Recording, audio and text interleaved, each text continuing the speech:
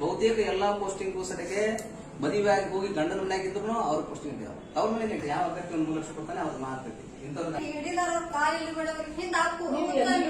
ನಮಸ್ಕಾರ, ನಾನು ಶಿವಾನಂದ ಹೇಳಿ KRS ಪಟೇಲ್ ರಾಜ್ಯ ಸಂಘಟನಾ ಕಾರ್ಯದರ್ಶಿ.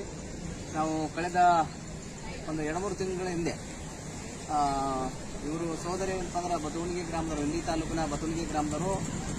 ಅವರು ಸಾಹಿತ್ಯ ಸಿದ್ದೇಶ್ವರ ವೈಕಲ್ಯ ಅಂಗವಿಕಲರಿದ್ದಾರೆ. ಮತ್ತೆ ಮನೆಯಲ್ಲಿ ತಂದೆ ಸತಕ್ಕೆ ಒಂದಿಷ್ಟು ಯಾವ್ದ ಸ್ವಲ್ಪ ಪ್ರಾಬ್ಲಮ್ ಇದೆ, ಅಂಗವೈಕಲ್ಯದಿಂದ ಪ್ರಾಬ್ಲಮ್ ಐತಿ. ಹಿಂಗಾಗಿ ಇಂತಹ ಸಂದರ್ಭದಲ್ಲಿ ಇವರಿಗೆ ಅತ್ಯಂತ ಹೆಚ್ಚು ಏನಪ್ಪ ಅಂದ್ರೆ ಆ ಒಂದು ಭಾಗದಲ್ಲಿ ಬರ್ತಕ್ಕಂಥ ಅತ್ಯಂತ ಹೆಚ್ಚು ಮಾರ್ಕ್ಸನ್ನು PUCಯಲ್ಲಿ ತೆಗೆದಿದ್ದಾರೆ. ಅಂಗನವಾಡಿ ಕಾರ್ಯಕರ್ತರ ಪೋಸ್ಟಿಂಗ್ ಅನ್ನು ತುಂಬುವ ಹೊತ್ತಿನಲ್ಲಿ ಇವರು ಅರ್ಜಿಯನ್ನು ಹಾಕ್ತಾರೆ. ಅರ್ಜಿ ಹಾಕೋದ್ರ ಸಂದರ್ಭದಲ್ಲಿ ಕಳೆದ 3 ತಿಂಗಳಾದ್ರೂ ಸದ್ಯಕ್ಕೆ ಅವರಿಗೆ ಈ ಹಿಂದೆ ನಾನು ಒಂದು ವಿಡಿಯೋವನ್ನು ಮಾಡಿದ್ದೆ. ಆದರೂ ಆ ವಿಡಿಯೋದಲ್ಲಿ ಅದ್ರ ಸದ್ಯಕ್ಕೆ ಅವರಿಗೆ ನಾನು ಹೇಳಿದೆ, ಅವರ ಅಂಗವಿಕಲರಿದ್ದಾರೆ ಮತ್ತು ಅವರಿಗೆ ಅತ್ಯಂತ ಹೆಚ್ಚು ಮಾರ್ಕ್ಸ್ ಇದ್ರ ಸದ್ಯಕ್ಕೆ ನೀವು ಪರಿಗಣಿಸಬೇಕು ಅಂತೇಳಿ. ಬಟ್ ಇಲ್ಲಿ ಇರ್ತಕ್ಕಂಥ ಬಹಳ ಕಡುಭ್ರಷ್ಟ ಅಧಿಕಾರಿಗಳು ಇದ್ದಾರಲ್ಲ, ಹೌದಾ, ಮಹಿಳಾ ಮತ್ತು ಮಕ್ಕಳ ಕಲ್ಯಾಣ ಇಲಾಖೆ ಅಧಿಕಾರಿಗಳು ಏನು ಅತ್ಯಂತ ಹೆಚ್ಚು ಯಾವನು ದುಡ್ಡು ಕೊಡ್ತಾನೆ ಅವರಿಗೆ ಏನಪ್ಪ ಅಂದ್ರೆ ಜಾಬನ್ನು ಕೊಡುವಂಥ ಕೆಲಸಗಳನ್ನು ಮಾಡಿದ್ದಾರೆ. ಅದರ ಜೊತೆಯಲ್ಲಿ ನಾನು ಮಹಿಳಾ ಮತ್ತು ಮಕ್ಕಳ ಕಲ್ಯಾಣ ಇಲಾಖೆಯ ಸಚಿವರಾದಂಥ ಏನು ಲಕ್ಷ್ಮೀ ಹೆಬ್ಬಾಳ್ಕರ್ ಅವರಿಗೆ ನಾನು ವಿನಂತಿಯನ್ನು ಮಾಡ್ಕೊಳ್ತೀನಿ. ವಿಜಯಪುರ ಜಿಲ್ಲೆಯಲ್ಲಿ ಏನು ಹತ್ತತ್ರ ಒಂದು 800 ಪೋಸ್ಟಿಂಗ್ ಆಗಿವೆ. 800 ಪೋಸ್ಟಿಂಗ್ನಲ್ಲಿ ಎಲ್ಲವೂ ಸದ್ಯಕ್ಕೆ ಏನಪ್ಪ ಅಂದ್ರೆ ಅಕ್ರಮವಾಗಿ ಆಗಿವೆ. ಪ್ರತಿಯೊಂದು ಪೋಸ್ಟಿಂಗ್ ಸದ್ಯಕ್ಕೆ ಅವರು 2 ರಿಂದ 3 ಲಕ್ಷ ರೂಪಾಯಿ ತಗೊಂಡು ಎಲ್ಲ 3 ಲಕ್ಷ ತಗೊಂಡಿದ್ದಾರೆ. ಅದು ಯಾವ ರೀತಿ ಅಕ್ರಮವಾಗಿದೆ ಅಂದ್ರೆ ಅಲ್ಲಿ ಗಂಡನ ಮನೆಗೆ ಮದುವೆಯಾಗಿ ಹೋದಂಥ ಹೆಣ್ಮಕ್ಳು ಇರ್ತಾರೆ. ಮತ್ತು ಊರಿನಲ್ಲಿ ಏನು ಪ್ರಭಾವಿಗಳು ಏನಪ್ಪ ಅಂದ್ರೆ ಇದ್ದಂಥವ್ರಿಗೆ ಮಾಡೋದು, ಯಾರು ಏನಪ್ಪ ಅಂದ್ರೆ ಪ್ರಾಮಾಣಿಕರು ಯಾರಿದ್ದಾರೆ, ಯಾರು ಪರ್ಸೆಂಟೇಜ್ ಇದೆ ಅವರಿಗೆ ಆಗಿಲ್ಲ. ಯಾರಿಗೆಲ್ಲ ಏನಪ್ಪ ಅಂದ್ರೆ ಅಂಗನವಾಡಿ ಪೋಸ್ಟಿಂಗ್ ನೀವು ಹಾಕಿದ್ರಿ ಮತ್ತೆ ನಿಮ್ಮದು ನ್ಯಾಯಯುತವಾಗಿ ಪರ್ಸೆಂಟೇಜ್ ಇದ್ದರೂ ಸಡಕ್ಕೆ ಇವರು ಅಧಿಕಾರಿಗಳು ತಮ್ಮ ಕೈ ಚಳಕವನ್ನು ತೋರಿಸಿ ಅತ್ಯಂತ ಬಹಳ ಶಾಣೆ ಇದ್ದಾರೆ.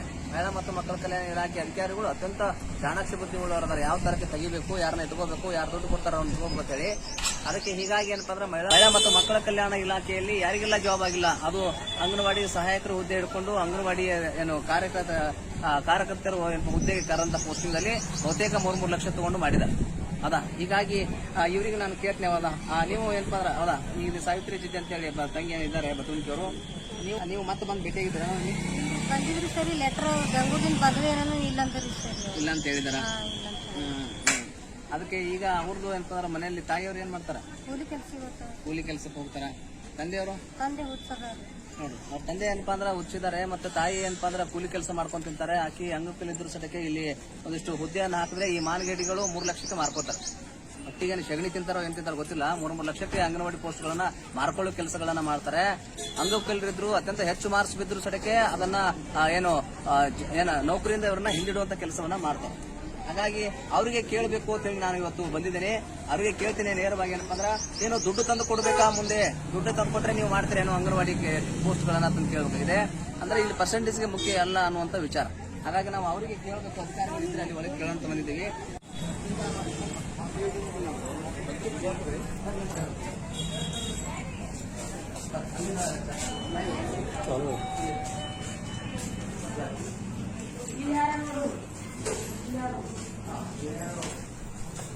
ಇವೆಲ್ಲ ವಿಚಾರದಲ್ಲಿ ಯಾರೆಲ್ಲ ಅಧಿಕಾರಿಗಳು ಯಾರಿದ್ದಾರೆ, ಏನು ಸುದ್ದಿ, ಇಲ್ಲಿ ಯಾರು ಅಧಿಕಾರಿಗಳಿಲ್ಲ, ಅವರೇನು ಮಾಡುವಂತ ಸೇವೆಗಳನ್ನು ನಾನು ಇಂಡಿ ತಾಲೂಕಿನಲ್ಲಿದ್ದೀನಿ. ಇಂಡಿ ತಾಲೂಕಿನಲ್ಲಿ ಅವ್ರು ಕೊಡ್ತಕ್ಕಂಥ ಯಾವ ಅಧಿಕಾರಿಗಳು ಇಲ್ಲ, ಮತ್ತೆ ಅವರು ಬೋರ್ಡ್ ಸದ್ಯಕ್ಕಿಲ್ಲ. ಅಲ್ಲೇನು ತೋರಿಸ್ಬೇಕು, ಅದೇ ತೋರಿಸ್ಬಾರ್ದು. ಇದು ಕಾಲೇಜ್ ಇದೆ, ಯಾರು ಸರ್ಕಾರ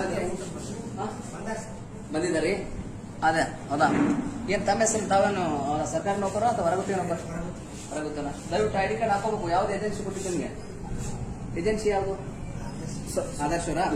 ಇವ್ರು ಹಾಕೊಂಡಿರೋ ID ಕಾರ್ಡ್ ನೋಡ್ರಿ, ಅದ ದಯವಿಟ್ಟು ಹಾಕೊಳ್ರಿ ಪ್ಲೀಸ್. ನಿಮ್ಗೇನು ಸಂಬಳ ಸರಿಯಾಗಿ ಕೊಡತ್ತಾರ ರೇಜೆನ್ಸರು? PF ಹಾಕಿದಾರ? ಗುಳಂಗಾಲಸ್ತಿರ್ತಾರೆ ರೇಜೆನ್ಸರು, ರೀಲ್ ಮನುಷ್ಯವರು ಇರ್ತಾರೆ ರೇಜೆನ್ಸರು. ಅದಕ್ಕೆ ಹೇಳ್ತೀನಿ. ಈಗ ನಾವು ಇಲ್ಲಿ ಅಧಿಕಾರಿ ಏನಿದ್ರೆ ನಾವು ಮಾತಾಡ್ಬೇಕು. ಸಿಡಿಕೋರಿದ್ದಾರೆ, ಮಾತಾಡ್ತೀನಿ ಪ್ಲೀಸ್. ಯಾಕಂದ್ರೆ 3 ಲಕ್ಷ ಕೊಡೋದಾಗಲ್ಲ ಲಂಚ. ಯಾಕಂದ್ರೆ ಪರ್ಸೆಂಟೇಜ್ ಹುಡುಗಿದ ಅತ್ಯಂತ ಹೈಯೆಸ್ಟ್ ಪೋಸ್ಟ್ 86%.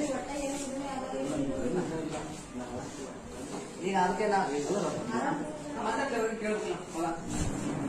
ಬಂದ್ರಪ್ಪ ಬಾತಾಗಿ ನೀ ಬಾಯ್. ಮತ್ತೇನಪ್ಪ ಅಂದ್ರೆ ಅಂಗವಿಕಲರಿಗೆ ನೀವು ಮಾಡೋಲ್ಲ, ಅತ್ಯಂತ ಹೆಚ್ಚು ಪರ್ಸೆಂಟೇಜ್ ಇದ್ರು ಯಾಕೆ ಮಾಡಲ್ಲ ಅಂತ ಹೇಳಿ ಯಾರಿದ್ದಾರೆ ಬಂದು ಏನ ಮಾಡಿದ್ದಾರ? ಬನ್ನಿ ಮೇಡಮ್, ಇವರು ವಿಷಯ ತಗೊಂಡಿಲ್ಲ ಬಂದಿದ್ದ ನಾವು ಮುಂಚೆನು. ಇವರು ಹ್ಯಾಂಡಿಕ್ಯಾಪ್ಟ್ ಇದ್ದಾರೆ, ಅತ್ಯಂತ ಹೆಚ್ಚು ತತ್ಗುಣಿ ಭಾಗದಲ್ಲಿ ಅತ್ಯಂತ ಈ ಕಡೆ ಬಾ, ಆ ಕಡೆ ಬಾ, ಆ ಕಡೆ ಅಕ್ಕಿಂತ ಹೋಗ್ಬೇಕು ತೆಗೀರಿ. ಹೌದು ಮೇಡಮ್, ಅವ್ರು ತಗೊಳ್ರಿ. ಏನ್ ಅದೇ ಬಂದೀವ್ರಿ ಮೇಡಮ್ ಅವರೇ, ಏನ್ ಪ್ರಕ್ರಿಯೆ ಏನಾಯ್ತು ಈಗ? ನಾನಂತೀನಿ ಕ್ಲಾರಿಫಿಕೇಶನ್ ನೀವು ಹೇಳಿದ್ರೆ ಕ್ಲಾರಿಫಿಕೇಶನ್ ಅಲ್ರಿ ಮೇಡಮ್, ಇದೇ ನಾನಂತೀನಿ, ನಾನು ಹೇಳ್ತೀನಿ ಅವ್ರ ತಂದೆ ಹುಚ್ಚ ನಾತೀನಿ. ಜನರಲ್ ದಾಗ ಕೊಡ್ರಿ, ಜನರಲ್ ಆಗಿ ಬೇಡ, ಆಕೆ ಹಂಗ ಕೈ ಕಿರೇನು ಬೇಡ. ಹೈಯೆಸ್ಟ್ ಮೆರಿಟ್ ಇರೋ ಸಲಕ್ಕೆ ಯಾಕೆ ತಗೊಳ್ಳಿಲ್ಲ ಅನ್ನುವಂತ ವಿಚಾರ. ಅಲ್ರಿ ಹಂಗಾಗಿ ಬೇಡ್ರಿ, ಜನರಲ್ ತೊಗೊಳ್ರಿಲ್ಲ. ಈ ಅಂಗಗಳು ಹ್ಯಾಂಗ್ ಕನ್ಸಿಡರ್ ನಿಮ್ಗೆ ಇಷ್ಟ? ನಿಮ್ಮ ಇಲಾಖೆ ಹೇಗಿದೆ ಅದ ಅಲ್ಲಿ ಲಕ್ಷ್ಮೀ ನಿಮ್ಗೆ MD ಅವ್ರ ನಂಬರ್ ಕೊಟ್ಟು ನಾನು ಮಾತಾಡ್ತೀನಿ. ಅಲ್ಲ ನಿಮ್ MD ಅವ್ರ ನಂಬರ್ ಕೊಟ್ಟು ಕೇಳ್ತೀನಿ. ಹೌದಾ ಪಾರ್ಟಿ ನೋಡ್ರಿ ಅಂಗವೈಕಲ್ಯ ಗೈಡ್ಲೈನ್ ಒಳಗೆ ಹಂಗೆ ಐತ್ರಿ. ನಿಮ್ ಗೈಡ್ಲೈನ್ ಹೇಳಿದ್ರಿ ಕರೆಕ್ಟ್ ಆಗಿ ನೀವು ನಮ್ಮ ಡಿ ಆಫೀಸ್ ನಲ್ಲಿ ಭೇಟಿಯಾಗಿದ್ರಿ ಹೇಳಿದ್ರಿ. ನಾವು ಆ ವಿಷಯನೇ DDO ಜೊತೆ ಚರ್ಚೆ ಮಾಡಿದ್ವಿ. ಅದಕ್ಕೆ ನಾವು ಸರ್ಕಾರದ ಮಟ್ಟದೊಳಗೆ ಅದನ್ನ ನಾವು ಕ್ಲಾರಿಫಿಕೇಶನ್ ಬರ್ಕೊಂಡು ಕ್ಲಿಯರ್ ಮಾಡ್ಕೊಂಡು ಮಾಡೋಣ ಅಂತ ಹೇಳಿದ್ವಿ. ಮಾರ್ಕ್ಸ್ ರಿಟೇ ಇದಾವೆ ಇಲ್ಲ ಅಲ್ಲ ಅಂತ ಹೇಳಿದ್ರು. ಈಗ ನಿಮ್ಮ ಇಂಡಿ ತಾಲೂಕಿನಲ್ಲಿ ಅಂಗನವಾಡಿ ಪೋಸ್ಟ್ ಅನ್ನ ಎಷ್ಟು ತುಂಬಿಕೊಂಡಿದ್ರು ಹೊಸದಾಗಿ ತಿಳಿಸ್ಬೇಕು. ಜಿಲ್ಲೆ ತಾಲೂಕಿನಲ್ಲಿ ಗೊತ್ತಾಗಲಿಲ್ಲ 67. ಹೌದಾ 67ದಲ್ಲಿ ಈ ತಂಗಿ ಹಾಕಿದ ಜಾಗದಲ್ಲಿ ಏನಂದ್ರೆ 5-6 ಜನ ಅತ್ಯಂತ ಹೆಚ್ಚು ಮಾರ್ಕ್ಸ್ ಅದಾವ ಮತ್ತೆ ಅಂಗವಿಕಲದ ಅಂಶ ತಮಗೆ ತಿಳಿಸಿ ಹೇಳಿದ್ನಲ್ಲ. ಮತ್ತೆ ಅವ್ರು ಪೋಸ್ಟಿಂಗ್ ಮಾಡೋದ್ರಿಂದ ಏನಾದ್ರು ತೊಂದರೆ ಆಗ್ತದೆ ಅಂತ ಪುಣ್ಯಾತ್ಮ MLA ಬೇಡ ನಾನು ಅಥವಾ ಈ ಜಿಲ್ಲೆಯ ಸಚಿವರು ಮಿನಿಸ್ಟರ್ ಏನಾದ್ರು ಬೇಡ ಅಂದಿದ್ರು ನಿಮ್ಮ ಇಲಾಖೆಯ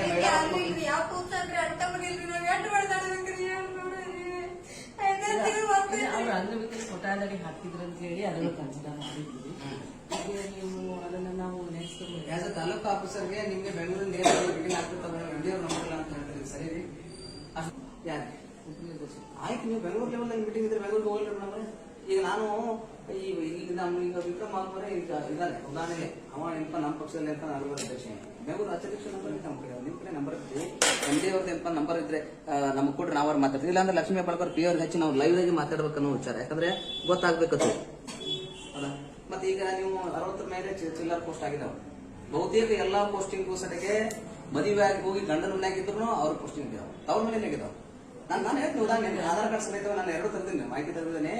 ಅಲ್ಲ ನಾವೇನು ತಹಸೀಲ್ದಾರ್ ಕೊಟ್ಟಂತ ರೆಸಿಡೆನ್ಶಿಯಲ್ ಸರ್ಟಿಫಿಕೇಟ್ ಆಯ್ತು ಅದನ್ನ ತಹಸೀಲ್ದಾರ್ ಮೇಡಮ್ ಅದ್ರ ಬೆಲೆ ನೀವು ಮಾಡ್ತೀರಿ, ಅದು ಚಾಣಾಕ್ಷ ಬುದ್ಧಿ ತೋರಿಸ್ತೀರಿ, ಅದು ಒಳ್ಳೇದು ನಿಮ್ಗೆ ಇಲ್ಲ ಅಂತಲ್ಲ.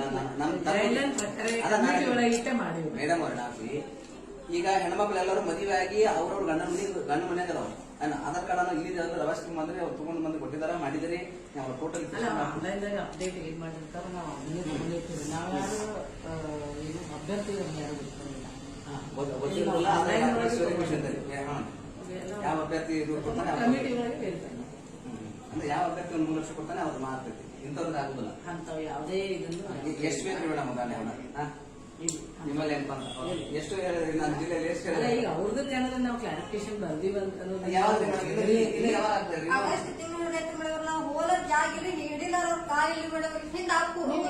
ಅಲ್ಲ ನೀವು ಎಲ್ಲಿ ಹೋಗುವ ಅವಶ್ಯಕತೆನೇ ಇಲ್ಲ.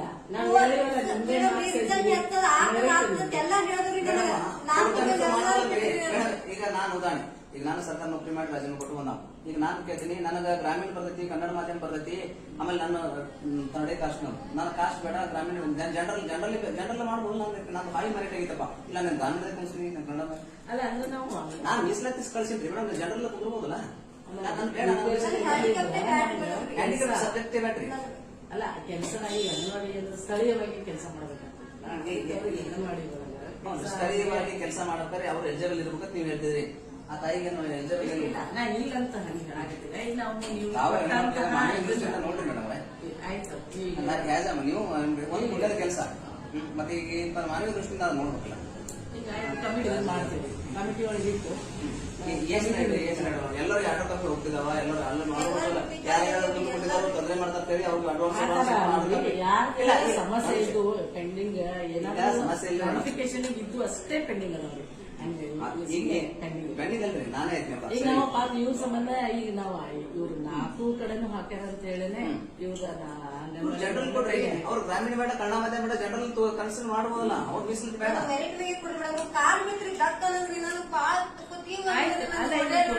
ಕಮಿಟಿ ಒಳಗೆ ಇಡ್ತೇನ್ರಿ ನಾನು ನೀವು ಹೇಳಿದ ಅಂಶವನ್ನು ಪರಿಗಣಿಸ್ಕೊಂಡು ಕಮಿಟಿ ಒಳಗೆ ಇಟ್ಟು ಮಾಡಿರ್ತಾರೆ. ಯಾವಾಗ ನಾವೇನ್ ಮಾತು ಯಾವಾಗ ಇಲ್ಲಾಂದ್ರೆ ನಾವ್ ಇಲ್ಲೇ ಬಂದು ಕುಂದ್ರು ಇಲ್ಲೇ ನಾನು ಪೂರ್ತಿ ಅದ ಒಂಥರ ಹೋರಾಟ ಮಾಡೋದು ಮಾಡ್ತೇನೆ. ಇಲ್ಲೇ ದಿನಕ್ಷ ರೊಕ್ಕ ಹಾಕ್ತೇನೆ. ಅಲ್ಲಿಂದ DC ಆಫೀಸ್ ತಹಸೀಲ್ದಾರ್ ಆಫೀಸ್ ಇಲ್ಲಿ ತಕ್ಕ ಮೈ ಮೇಲೆ ತೋರಿಸ್ಕೊಂಡು ದಿನ ಕರ್ಕೊಂಡ್ ಬಂದ್ರೆ ಬರ್ತೀನಿ ನಾನು ಯಾವಾಗ ಕರ್ಕೊಂಡು. ಮತ್ತೆ ಕಮಿಟಿ ಒಳಗೆ ನಮ್ಗೆ ಡೇಟ್ ತಗೊಂಡು ಮೀಟಿಂಗ್ ಡೇಟ್ ತಗೊಂಡು ಕ್ಲಿಯರ್ ಮಾಡ್ತೇವೆ. ದಯವಿಟ್ಟು ಮಾಡಿ ಮಾಡ್ತೀನಿ. ನಮ್ಗೆ ಕೈ ಮುಗ್ದು ಕೇಳ್ತೀವಲ್ಲ. ಮತ್ತೆ ಮತ್ತೆ ನಮ್ಗೆ ಬರುವಂತದ್ದು ಹೋರಾಟ ಮಾಡೋದು ನಾವು ಮಾಡ್ತೀವಿ. ಸರಿ ಒಳ್ಳೇದಾಗ್ಲಿ. ನಾಲ್ಕು ಹಾಕೋರಿದ್ದೆ ಮ್ಯಾಲ ಹಾಕ್ತಿದ್ರಿ